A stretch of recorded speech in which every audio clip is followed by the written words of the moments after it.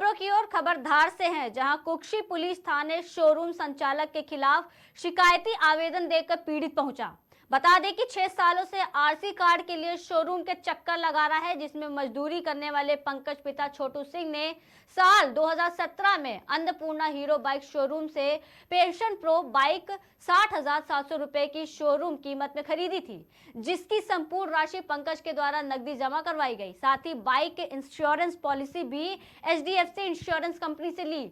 साल भर बीत जाने के बाद भी आरसी कार्ड और नंबर नहीं मिलने से पंकज के द्वारा शोरूम संचालक से आरसी कार्ड और नंबर की मांग की गई, तो शोरूम संचालक के द्वारा गाड़ी के नंबर उपलब्ध करवाए गए, जो ट्रेस करने पर पंकज के नाम से नहीं होकर अन्य के नाम से ट्रेस हुए।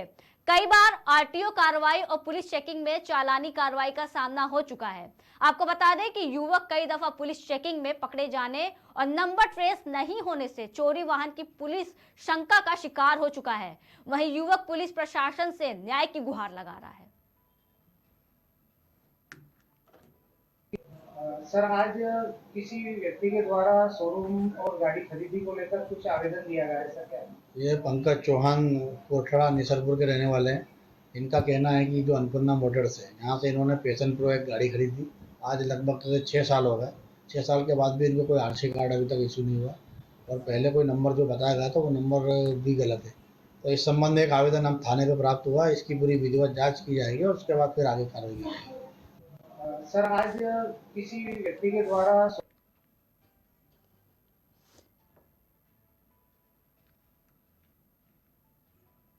खबरदार से है, जहां कुक्षी अनुभाग में कुछ दिनों पूर्व ही लोकसभा चुनाव को दृष्टिगत रख प्रशासनिक अधिकारियों का स्थानांतरण किया जा रहा है।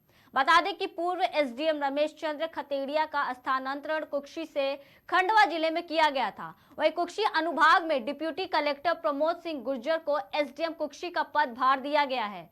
एसडीएम प्रमोद सिंह गुर्जर ने मीडिया से चर्चा में बताया कि सभी जन कल्याणकारी योजनाओं को लागू करना और आगामी लोकसभा चुनाव के कार्य करने की प्राथमिकता रहेगी।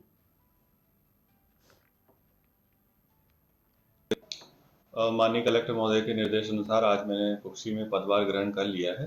तो प्राथमिकताएं जो शासन की अभी जब तक हम लोग कार्य कर रहे हैं, तो जो भी कल्याणकारी योजनाएं हैं उनको प्राथमिकता से यहाँ लागू करना कुक्षी में वो प्राथमिकता रहेगी। फिर कुछ समय पश्चात जो चूंकि इलेक्शंस होने हैं, तो भारत निर्वाचन आयोग को जो भी निर्देश होंगे उनका अक्षरशः पालन कराना दायित्व रहेगा। सर, आपके पास एनवीटी का भी प्रभाव है, तो यहाँ पर एनवीटी को लेकर बहुत सारी समस्याएं हैं, उनके ऊपर भी क्या फोकस है? एनवीएडीए का चूंकि अभी तो जैसे मैंने आज ही ज्वाइन किया है, तो जो भी उसमें प्रॉब्लम्स होंगी तो वरिष्ठ अधिकारियों के मार्गदर्शन में जो भी उसका सॉल्यूशन हम लोग कर सकते हैं शासन के नियम में रहकर वो करेंगे। माननीय कलेक्टर महोदय के निर्देश अनुसार आज मैंने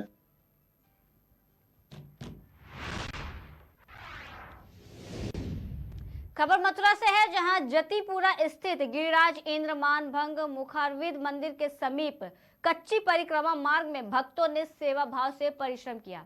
बता दें कि गिरिराज के छोटे स्वरूप की परिक्रमा मार्ग में श्रद्धालुओं के पैरों के नीचे आ रहे थे।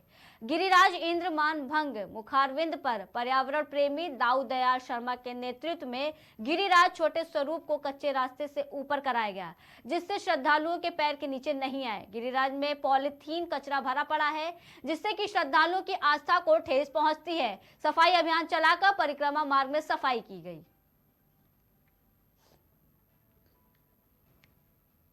पहले तो मैं एक दो शब्द कहूँ, तलहटी सी गोवर्धन की रही है, नित्य प्रति मदन गोपाल लाल के चरण कमल चित रही है, तलहटी सी गोवर्धन की रही है। ये ऐसी पावन भूमि तलहटी है, यहाँ पर परकमार्थी गाय बंदर आदि आदि तरह के जीन जानवर पशु पक्षी सब विचरण करते हैं। इस तलहटी में अच्छे अच्छे संत पुरुष सब यहाँ तलहटी में। अब ये कुछ दिनों से ये शिलाएं हैं ठाकुर जी के छोटे छोटे स्वरूप, ये पैरों में नीचे आने लग गए थे जी। तो हमने सोचा कुछ ना कुछ कर लें, तो उस हिसाब से हम अपने हिसाब से लग रहे हैं, थोड़ा गिरिराज जी को शिलाओं को ऊपर कर रहे हैं और एक तरह से सफाई कर रहे हैं। जो पॉलीथीन भरी पड़ी है इनमें सब पॉलीथीन को सफा कर रहे हैं। जो आप बगल में देखें वृक्ष, इनकी अब कल से भरा बना के पानी चालू किया जाएगा। ये स्थिति यहाँ से लेके पहले मुखारविंद है, फिर यहाँ इंद्र पूजा से सीधा हमारा पूंछली का लौटा। फिलहाल के लिए इतना कर रहे हैं और सबसे हम यही अपील कर रहे हैं अपने स्तर से जैसा हो सके, जैसा 1 घंटा आधा घंटा इस सेवा कार्य से अवश्य जुड़ें। पहले तो मैं 1-2 शब्द कहूँ, तलहटी सी गोवर्धन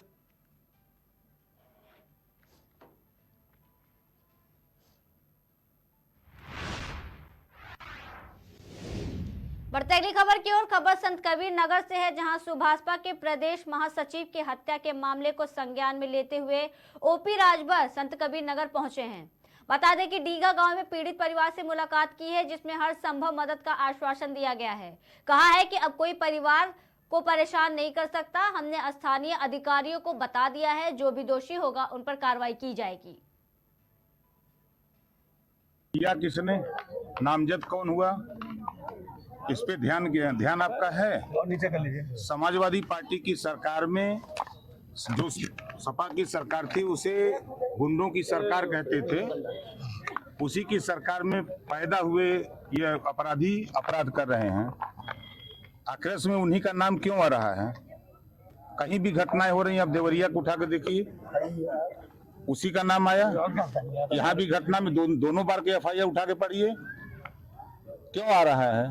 तो जो वर्तमान सरकार माननीय योगी आदित्यनाथ जी की सरकार है, वो कानून का राज कायम करने के लिए पूरी ताकत लगाए। जनता को राहत है और जनता विश्वास कर रही है, क्योंकि पूरे देश में कहीं दंगे नहीं हो रहे हैं, कहीं कर्फ्यू नहीं हो लगे हैं, और पूरे जो गरीबों के विकास की योजनाएं हैं वो गरीबों तक पहुंच रही हैं। इस बात को लेकर के आपके इस खलीलाबाद में कुछ ऐसे शरारती तत्व हैं जो गरीबों को शराब पिला करके नशे में ले जा करके बैनामा करा लेते हैं, और करा करके जब वो होश होता पैसा मांगने जाता है तो उसको डरवा धमका करके या तो उसको विवश करते हैं, वो अब जाकर के कहीं हत्या कर लेता है या वो खुद मारते हैं। यही तो होता है। पहली बार हत्या हुई थी, युवक मरा था, उसकी घटना से अगर पुलिस ने संज्ञान लिया होता तो क्या इतनी बड़ी घटना होती? ये बात तो आप लोग भी संज्ञान लेना चाहिए। तो मुंह में डाल दे रहे हैं ये बात सरकार पे अपराधियों पे वो नहीं है। अब आपको मंत्री जी फर्रुखाबाद में आपके ही जिले के जिलाध्यक्ष गए थे थाने पे, गमछा उतरवा दिया गया था वहाँ पे, क्या कहना चाहिए? नहीं, ऐसी कोई मुझे जानकारी नहीं। आपके जिलाध्यक्ष का बयान है। अभी ऐसी कोई जानकारी नहीं। फर्रुखाबाद में कौन जिलाध्यक्ष है मुझे ये भी नहीं जानकारी। क्या मानते हैं संत कबीर नगर में लाइन ऑर्डर फेल है?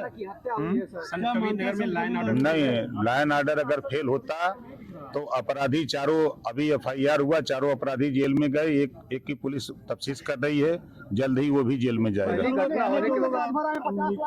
कुछ लोग आरोपी नहीं है, क्या कुछ कहना चाहेंगे? कुछ लोग कह रहे हैं चर्चा है कि जो है राजनीतिक द्वेष ये सब किया जा रहा है, क्या कहना चाहेंगे? अब देखिए, जो घटना पहले इसकी हुई, जो व्यक्ति की जमीन लिखवा ली गई, वो जब पैसा मांगने गया तो नहीं मिला तो जाकर के टेन पे अपनी खुद जान दे दिया।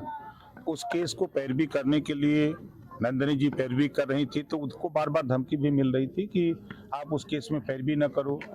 तो ये कहीं ना कहीं जांच का विषय है, और इस जांच के लिए, पूरी घटना की जांच के लिए आप देख रहे हैं, कह रहे हैं कि पूरा प्रशासन फेल है।